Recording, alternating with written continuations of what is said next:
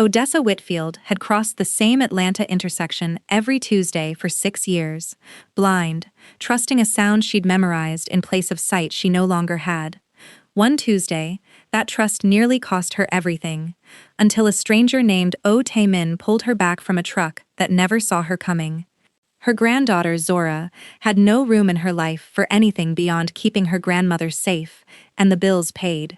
Odessa saw what her granddaughter couldn't yet believe, that the man kept coming back for reasons that had nothing to do with guilt. Zora finally let him in. Since then, 2 operations against them failed, surveillance identified, an infiltration cell dismantled overnight. Yoo Kang-jin, the rival behind both, has decided he's done working through intermediaries. He's coming to Atlanta himself, to see the woman who keeps costing him operations and to understand exactly what he's actually up against. Welcome back. If this is your first time here, parts 1 through 5 are everything you need. Subscribe and hit the bell so you never miss what comes next. Now let's get into part 5. Do-hyun flagged the flight itinerary 4 hours before landing, a name on a private charter manifest that meant nothing to the airline, and everything to anyone who'd spent months tracking Yoo Kang-jin's movements. He's using a different name, Do-hyun reported, finding Tae-min in his office before dawn. But the charter company's the same one his organizations used twice before, for considerably lower profile purposes than a personal visit. He lands at Fulton County in 3 hours. He's coming alone? 1 associate, based on the manifest. Considerably lighter than I'd expect for a man traveling into what he has to understand is hostile territory. Do-hyun's expression carried the specific unease of a man who understood that unpredictable behavior from a patient adversary was rarely good news. This isn't how he's operated in 2 decades of running his organization. He doesn't do exposure. He doesn't do personal risk. Whatever's bringing him here himself, it's not standard operating procedure for him. He wants to see her, Tae-min said, the realization settling with a specific cold weight. Not threaten her from a distance. See her directly, the way I saw Odessa on that street corner. He's trying to understand what actually changed the calculation for me. Then we need to make certain he doesn't get anywhere near her without us knowing exactly where and when, Do-hyun said.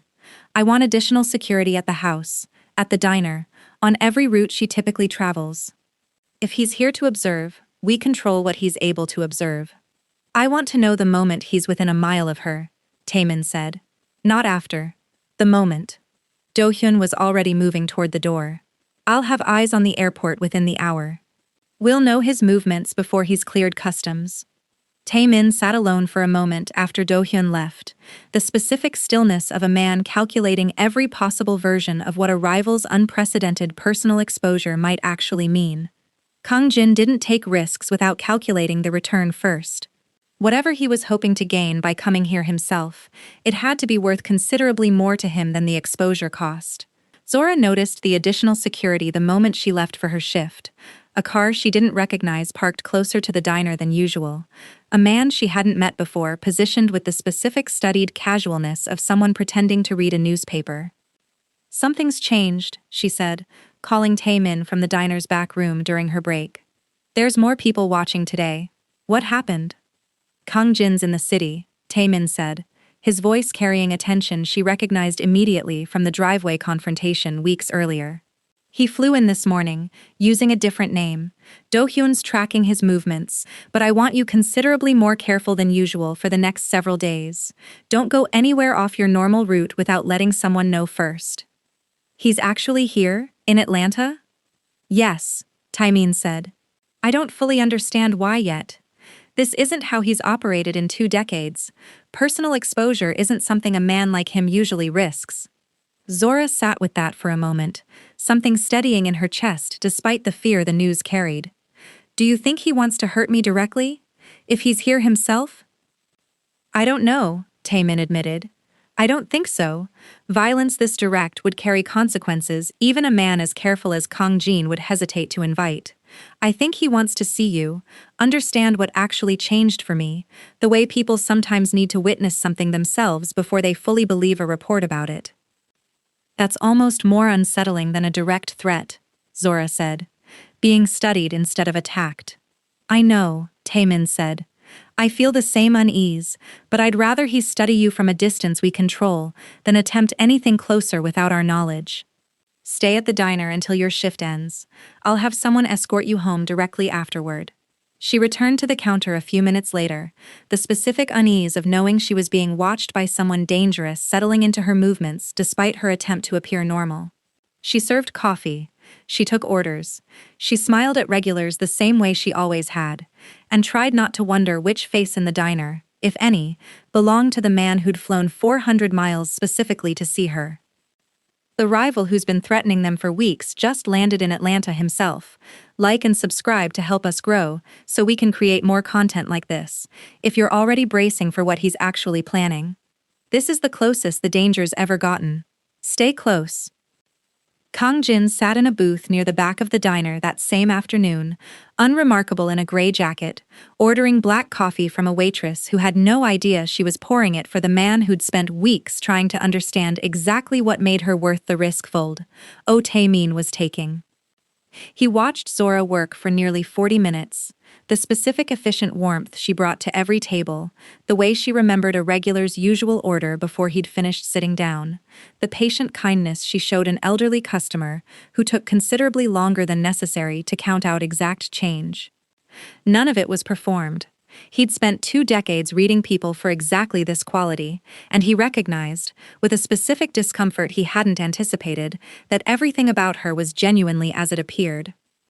He left before she could notice him beyond the ordinary attention any customer received, paying in cash, leaving no trace beyond an empty coffee cup and a tip calculated precisely to avoid drawing attention, either through excess or insufficiency.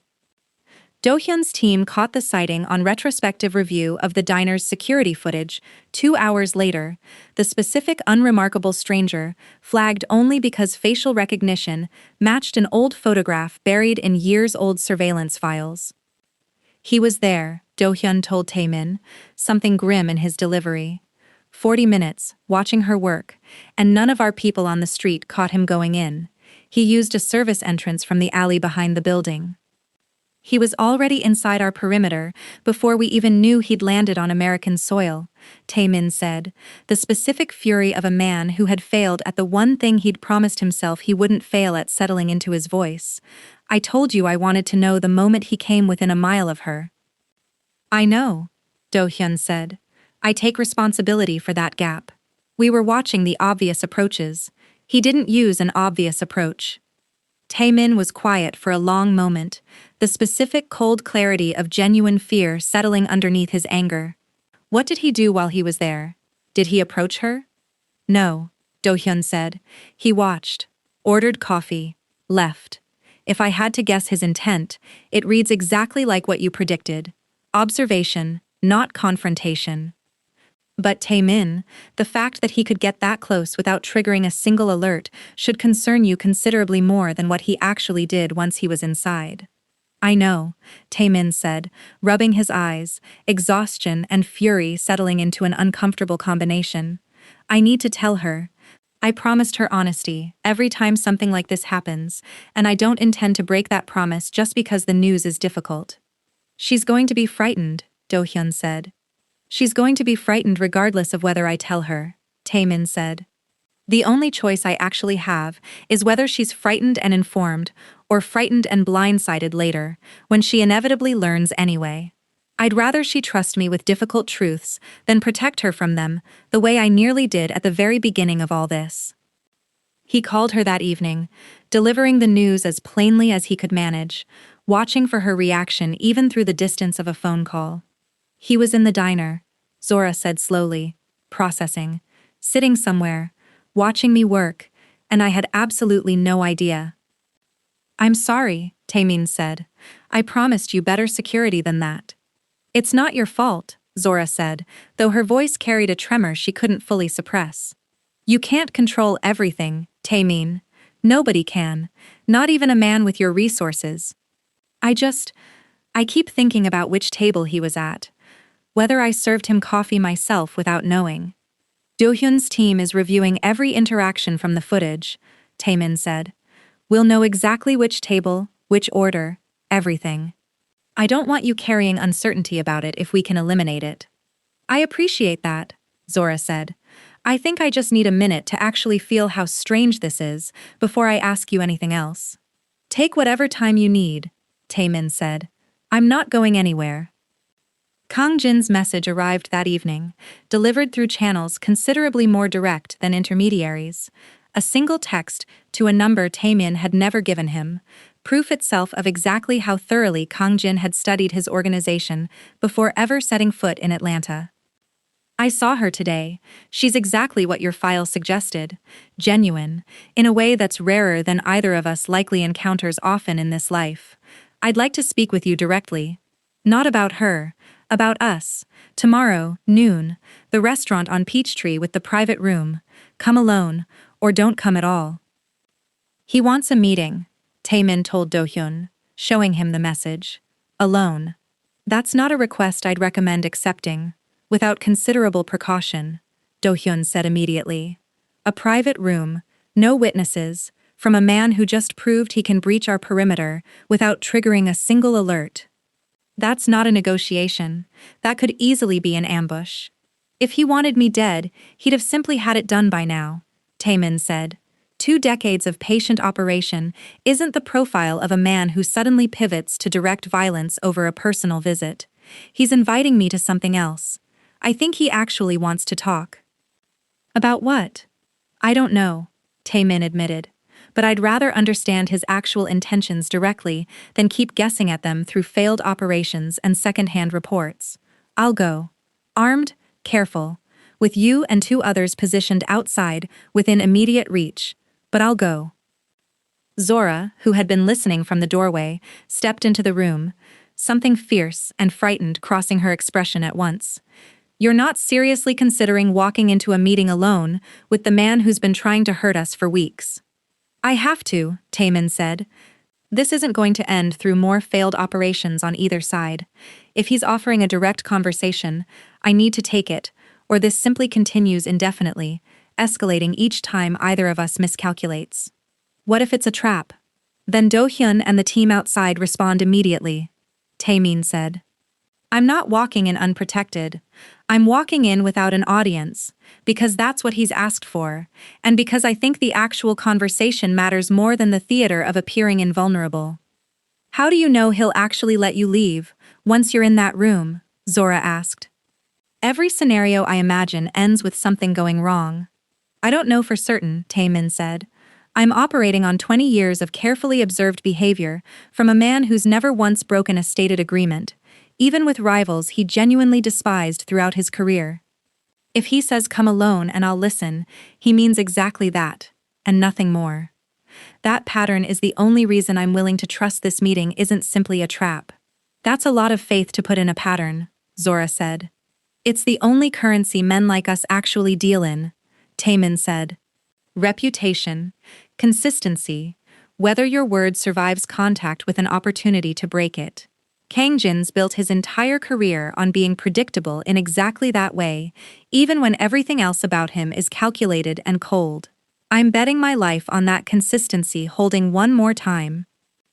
Do-hyun, who had been quietly listening from across the room, finally spoke.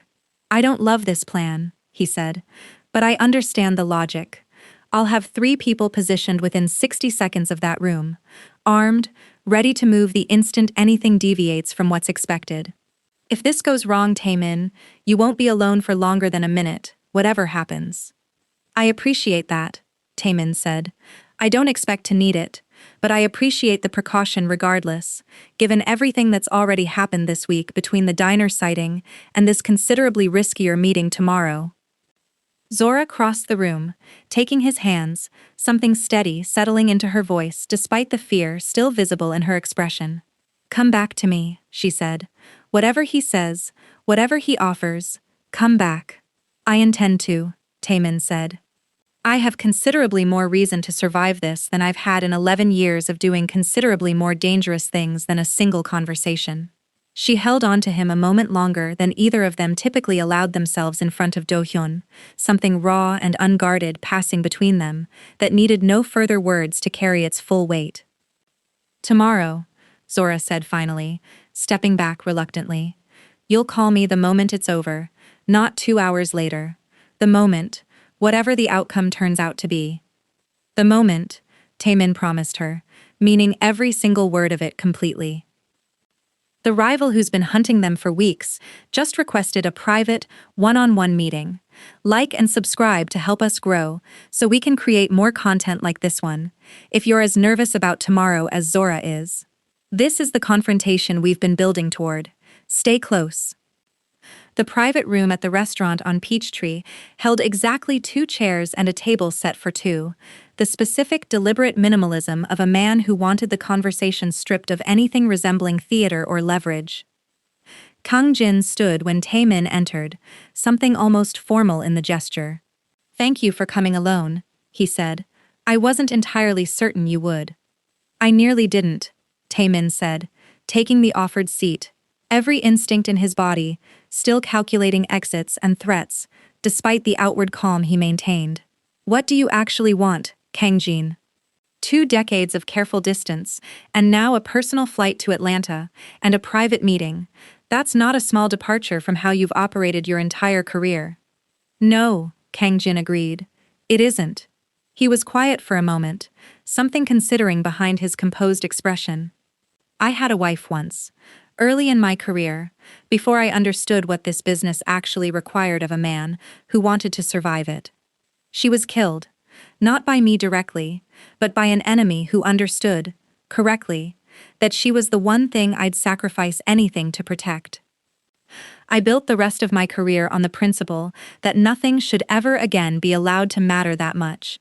No wife, no family beyond the organization itself, nothing an enemy could use against me, because I'd already lost the one thing that ever could be used, and I decided the loss would never repeat." Taemin was quiet, something in the confession landing considerably heavier than he'd expected walking into this room. "I'm sorry," he said. "Genuinely. I don't need your sympathy," Kang-jin said, though something in his tone suggested he didn't entirely reject it either. "I need you to understand why I've spent weeks treating your relationship as a weakness to exploit, when I could see, watching her today, that it's actually the opposite. She's not a liability to Lan. She's exactly the kind of person my wife was. Genuine, unguarded, entirely unaware of how rare that actually is in the world we operate in. I spent 2 decades believing that kind of person was a vulnerability. Watching her today, I found myself considerably less certain of that conclusion than I've been in 20 years. "Then why continue the operations?" Taemin asked. "If you understand what she actually is." "Habit," Kang-jin admitted. "And pride, if I'm honest with myself, which I'm attempting to be, for perhaps the first time in longer than I'd like to admit." He set something on the table between them. A folder. Thin, deliberate. "I'd like to propose something considerably different than what either of us has been doing. A formal cessation. Verified, documented, the kind of agreement that survives beyond either of our tempers on any given day. In exchange, I'd like something from you. Not money, not territory. I'd like to understand how you built something real with her, when I spent 2 decades convinced it wasn't possible for men like us. I'd like to remember what my wife actually meant to me, instead of only remembering what her loss taught me to fear." Taemin sat with the weight of that request for a long moment, understanding it required considerably more from him than a business negotiation ever would. "That's not a simple thing to teach someone," he said. "I don't think I fully understand it myself yet. I've spent the last several weeks discovering pieces of it in real time, not applying some formula I'd already mastered." "I'm not asking for a formula," Kang-jin said. "I'm asking for honesty about the process. What actually changed in you, watching Odessa Whitfield nearly get hit by that truck? What made you stop, when every instinct built over 11 years should have kept you walking toward your meeting instead?" "I don't fully know," Taemin admitted. "Something in her stillness, I think. The way she carried herself despite the danger, unbothered in a way that reminded me, briefly, of things I'd stopped letting myself think about. I stopped without deciding to stop. My body simply refused to keep walking. That's the part I lost somewhere along the way," Kang-jin said, something raw entering his composed voice for the first time in the conversation. "The instinct that refuses to keep walking.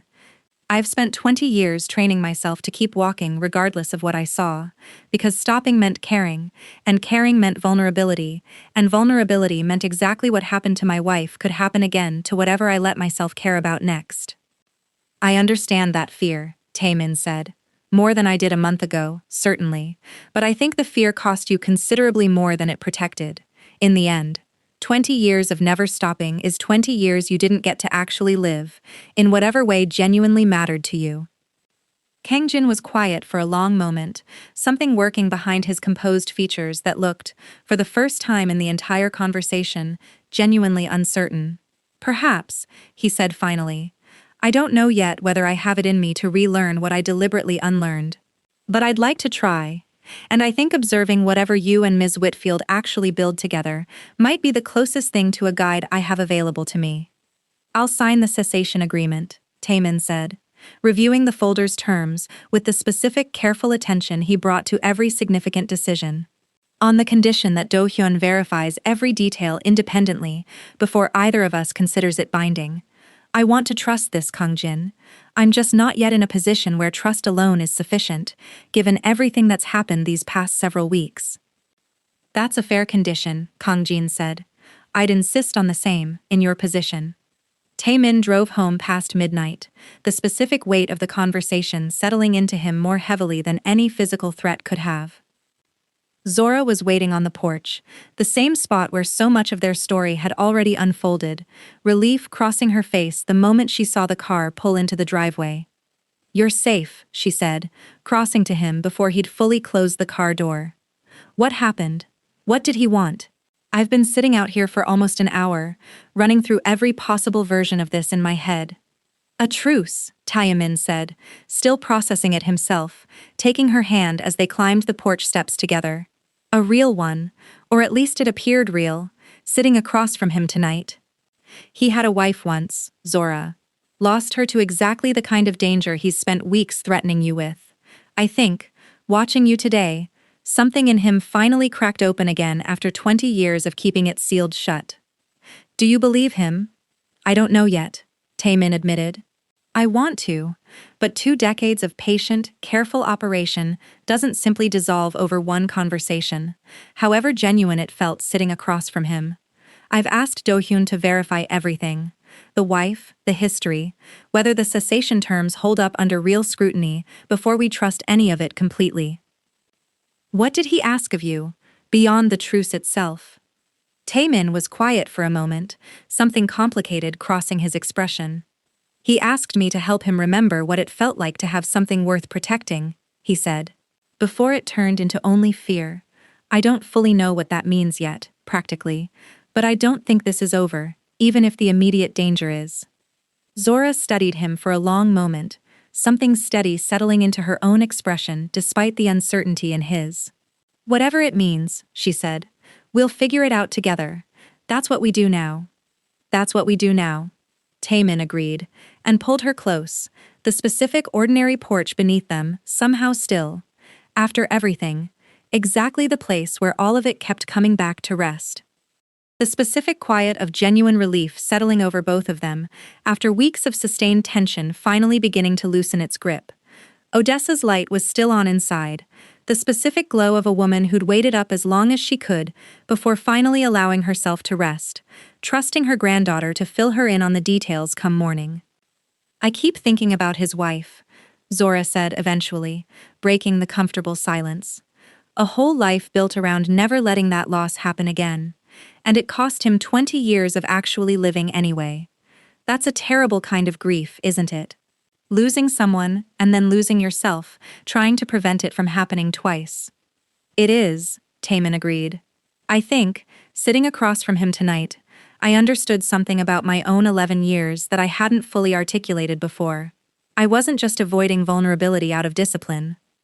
I was avoiding exactly the kind of grief he's still carrying, without ever having experienced the loss myself. I built the wall before anyone ever gave me a reason to. And now? Now I think the wall was never actually protecting me from anything real, Taemin said. It was just protecting me from the possibility of feeling something this large, which meant it was also protecting me from ever feeling something this good. He looked at her, something settled and certain crossing his exhausted features. I don't regret tearing it down, not even with everything that's happened because of it. Neither do I, Zora said. Not even the fear. Not even tonight, waiting to find out if you were coming home. She leaned her head against his shoulder, exhaustion finally catching up with both of them after the longest day either had faced in weeks. Let's go inside. I think we've both earned some actual rest, whatever tomorrow ends up asking of us. Agreed, Taemin said, and for the first time in longer than either of them could easily measure, the word carried no urgency attached to it at all, just the simple, unhurried relief of two people finally allowed to exhale. He offered a truce, and a reason behind years of ruthlessness nobody saw coming.